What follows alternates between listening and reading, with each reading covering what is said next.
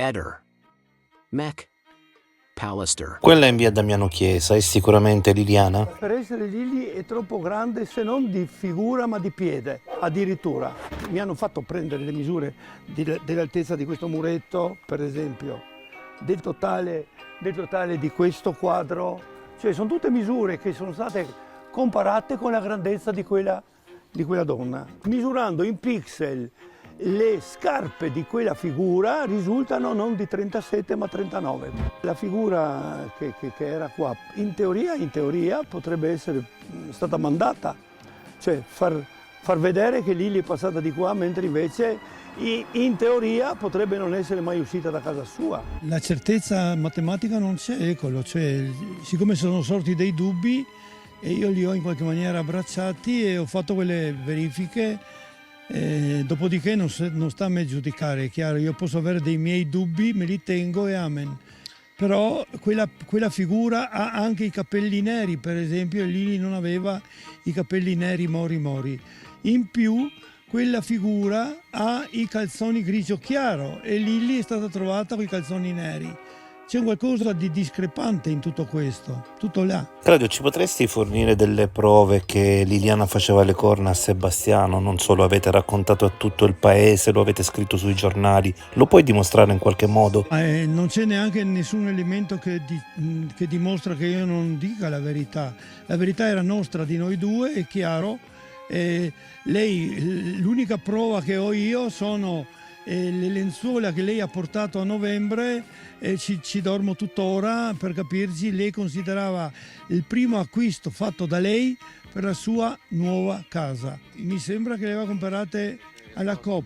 Adesso io non li ho anche perché non ci servivano obiettivamente.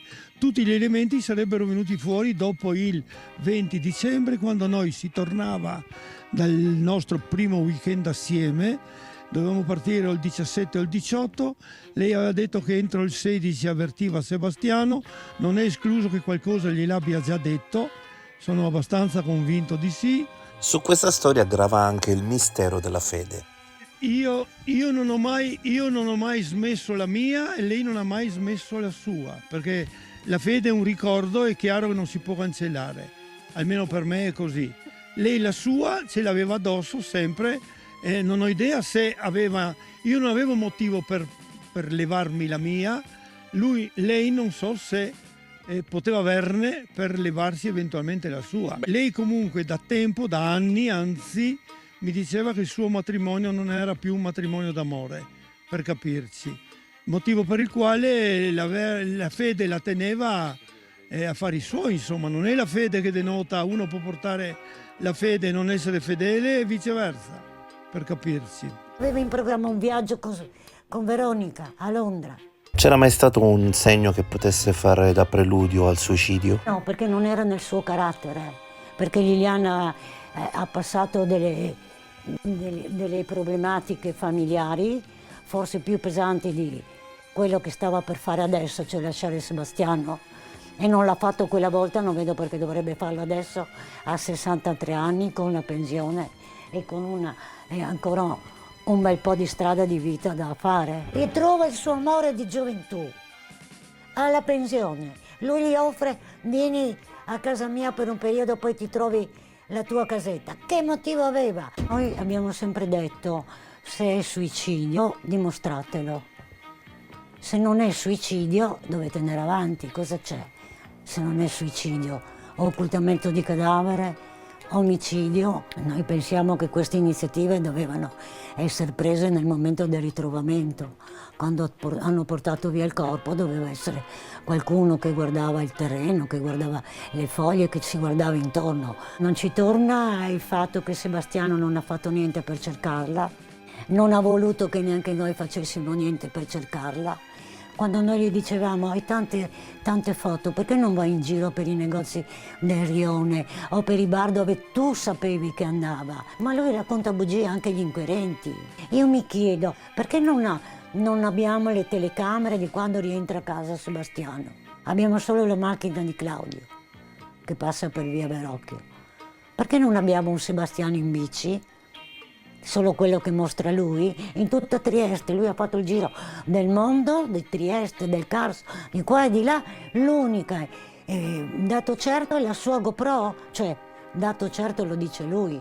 Quando è venuto fuori il nome, Sebastiano era qui da me e gli ho chiesto: ma senti, ma questo signore che sta parlando, che è l'amico speciale, che gli andava a stirare le camicie, ma tu lo conosci questa persona? Sì, lo conosco, l'ho anche fotografato con Liliana. È un atleta che lei correva, che lei faceva. Quindi non è che non lo conoscevano. Se uno non è stupido, intanto si capiva che lei sapeva di essere, cioè di avere i cellulari sorvegliati, perché non aveva senso se no che si scrivessero in codice, no? Perché Sebastiano aveva così bisogno di Liliana? Campava con Liliana. È perché se l'è presa Liliana. Adesso pace l'anima sua, ma non era certo una VIP, no? Cioè, diciamoci la verità, se non sei innamorato, perché cos'altro ti prendi una donna? Per interessi, è ovvio. Lei aveva un lavoro, aveva una casa. Questa storia con Claudio durava da sempre? Io credo di sì, perché è evidente. C'è una persona che conosceva questa situazione tra Liliana e Claudio e che io invito ad andare in quest'ora a raccontare. Giustizia sempre per Liliana, sempre. Faremo vedere le foto del pestaggio? Forse così la gente si convincerà che non è andata a suicidarsi? Ricordo che una mattina alle 7 Silvia mi chiamò arrabbiatissima dicendo: pubblica le foto del volto tu mi hai fatto di Liliana, così finalmente la gente capirà di cosa stiamo parlando.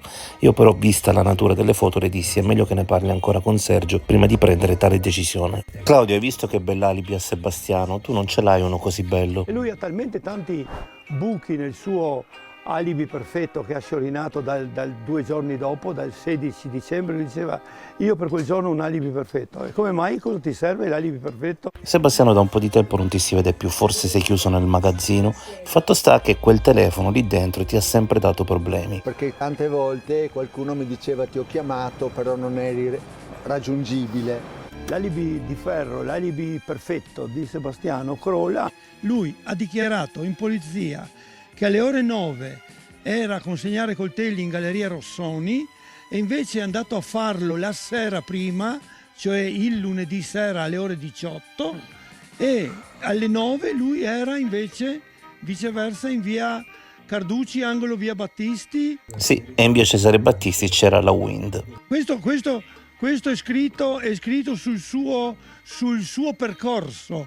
Lui era all'angolo cioè il suo telefono, la cella che lo ha ripreso, non sono io che lo dico, mi hanno detto, e non ho motivo per non credere, chi ha fatto delle indagini accurate. La ragazza che lavora in quella pescheria dirà di aver trovato i coltelli al suo arrivo e lei è arrivata presto. Inoltre uno dei direttori aveva detto di aver visto il giorno prima Sebastiano proprio lì, ha poi però rinnegato questa affermazione. La GoPro è sicuramente manipolabile ed è sicuramente stata manipolata, la sua GoPro. Non è escluso che lui tutte le cose che ha detto che ha fatto il giorno 14 le possa avere fatte almeno in parte il 15. Ci sarebbe una testimone al corrente di quella che fu ai tempi la tua relazione con Liliana. Hai idea di chi possa essere? No, io sicuramente no, neanche a questo punto più di tanto mi interessa veramente, perché la nostra storia era nostra, è inutile divulgarla, ecco perché siamo stati zitti, non lo sapeva praticamente nessuno. Io l'ho detto alle mie figlie il giorno dopo, perché praticamente il giorno 15, sapete quella storia là, ecco, per capirci. Cioè, se due hanno un segreto non possono divulgarlo a un certo punto. Quello era ed è stato fino all'ultimo giorno il nostro segreto, per modo di dire, ma anche perché allora, se io avevo le chiavi di una soffitta e di una cantina, una non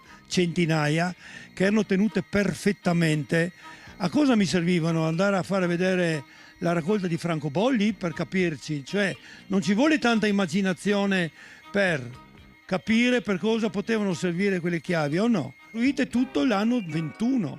Alla tua età ovviamente sei invidiabile. Non solo, ma se uno a 85 anni racconta queste storie che non sono vere, è un idiota perfetto, io sono il primo a dirlo. Se io lo faccio, ci metto la faccia, La faccia mia vale molto di più di quello che uno può sembrare. Posso mettere a repentaglio in questa maniera il mio passato raccontando fandonie. Secondo qualche giornalista quel cappello è ridicolo. Non ti vergogni a presentarti così in TV? Ma non so, io questo l'ho messo esclusivamente perché me l'ha chiesto Ilaria, che è qui attaccata. Martedì, cioè sabato e domenica 4-5 maggio ad Ascoli Piceno c'è il nostro raduno nazionale. Io di ricordi parlo, ormai purtroppo solo questo posso fare. E l'unica volta che io ho fatto una foto assieme a Lilli avevo questo cappello in testa, motivo per il quale adesso ce l'ho anche per questo motivo. L'unica cosa che mi ha detto veramente quella mattina, le ultimissime sue parole dopo che parlemmo, questo voleva dire che lei aveva intenzione di venire a casa mia come tutti i martedì e io non potrò mai credere che Liliana sia uscita di casa senza i suoi telefoni, o almeno uno dei due. L'altro aveva 2 telefoni lei, dell'altro è uscito appena, io l'ho saputo oggi, non ha fatto cenno di vita, l'altro telefono di Liliana, dalle 8:30 del giorno 12. Il giorno 12 ha finito di lavorare il secondo telefono di Lilli.